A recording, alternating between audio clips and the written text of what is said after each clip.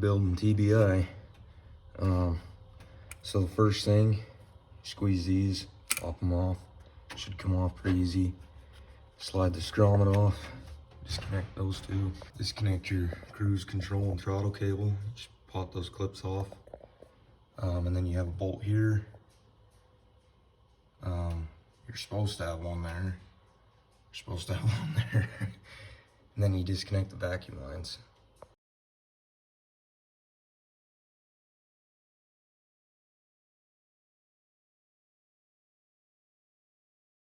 So there's going to be a vacuum line at the back that runs over to your EGR, and you got two connectors here.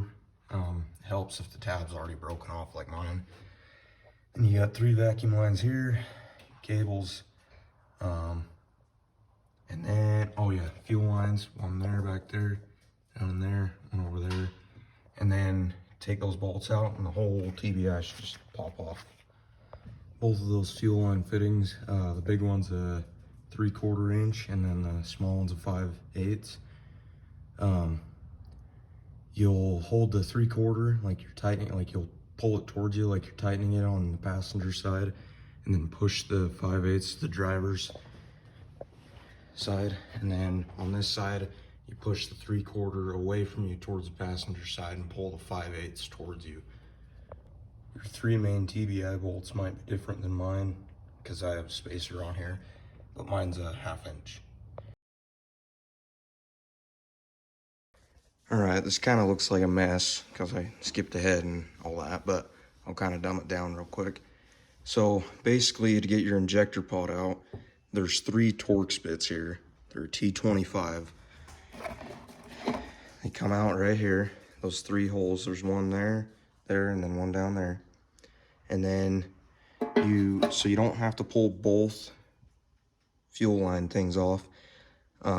But I would, because there's O-rings back in there. You can pull the one out, and you can turn it and pull it out. And then there's this cap here where your injectors are. They sit in here. They have these rubber grommets. So there's a million of these. You want to get a cardboard cut out and label the thing. Pull these off. Then you push on the bottom of your injector up, and they'll just pop out. There's going to be, on the bottom of the injector, there's going to be this O-ring, this filter, and on the side of it, there's going to be this little tiny filter. And you'll have a metal washer underneath this rubber O-ring. And the same story on this one. This one had 2 because someone tore this apart and I don't know what they were doing. So that's that simplified. And then on the back of this cap, you'll have this piece here, and it's going to be held in by 4 Torx bolts. They're T15. These are T20. You take those out. You're going to have to hold it because this spring in there, pretty beefy. Then you'll pop this off. You'll have your fuel pressure regulator gasket. And you'll have it stripped down to this.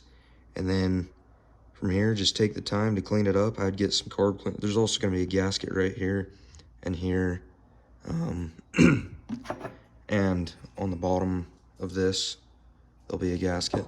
Just get some carb cleaner. Take the time to clean it up. I popped these screens out of the injectors. They sit in here right here. I just popped them out with a pick. The rebuild kit comes with all new seals, filters, the tiny little screens right there, and these here, these gaskets for your throttle body. But yeah, from here, just take your time, blow out all the ports. There's also, back behind here, I forgot to mention this, on the side of your throttle body, right here, this big sensor in here. I don't 100% know what this does yet. I'll have to figure it out. But it just goes in there, take a crescent wrench, take it out. I'm not replacing these. I'm just gonna clean out the ports because they're kind of nasty in there. And I'm pretty sure this is your idle air control valve. It just sits on there like this. And then you'll have the whole entire TBI stripped. But yeah, just take some carb cleaner, blow out all these ports, get your gasket surfaces cleaned, and then you start putting it back together. All right, I went and bought some new bolts. For anyone wondering, it's 5/16 diameter and then 18, I think, threads per inch on the thing, and 3-inch long bolt, or 3 1/4. I got 3-inch long bolts because they didn't have 3 1/4, but I'm pretty sure these are 3 1/4. All right, so to clean out my injectors, I just took some carb cleaner, hooked up a 9-volt battery to the injector, and sprayed it reverse flow through these, so it blew out the ports and through here.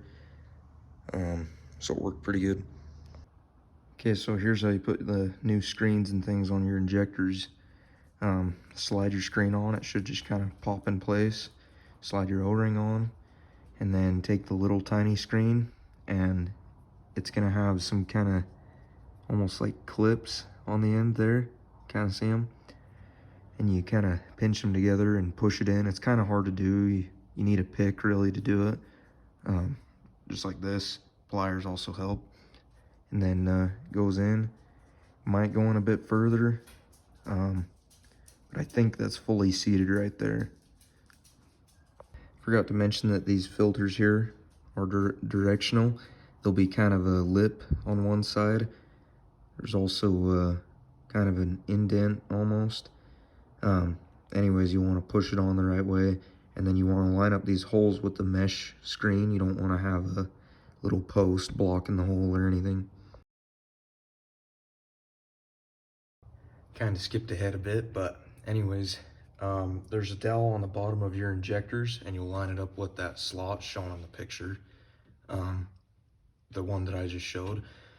And then you'll put it all back together. Make sure you got your gaskets in. There's one here, one back there, and then your fuel pressure regulator.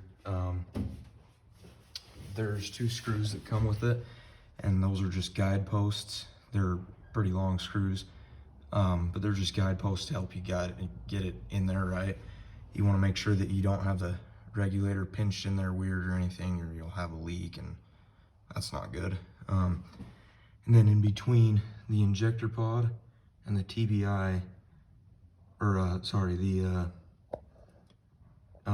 top half of the injector pod and the bottom half, there's a little rubber O-ring for the fuel pressure regulator. You'll want to put that in there. It's not going to leak fuel or air in or anything, but it's there to keep metal from both surfaces contact, and metal on metal contact. So you want to get that in there.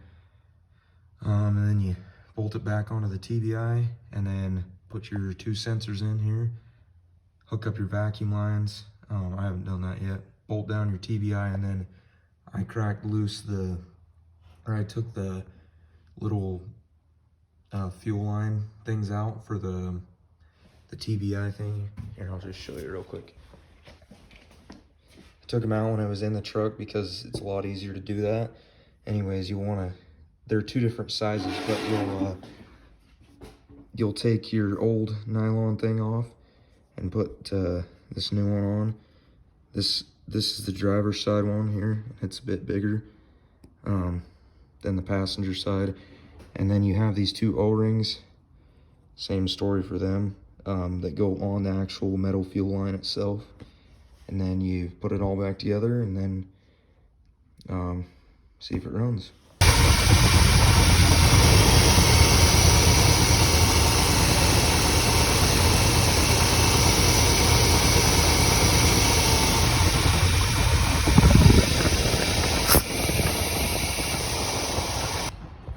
All right, so when you go to start it and make sure everything's working, you just want to look around for leaks.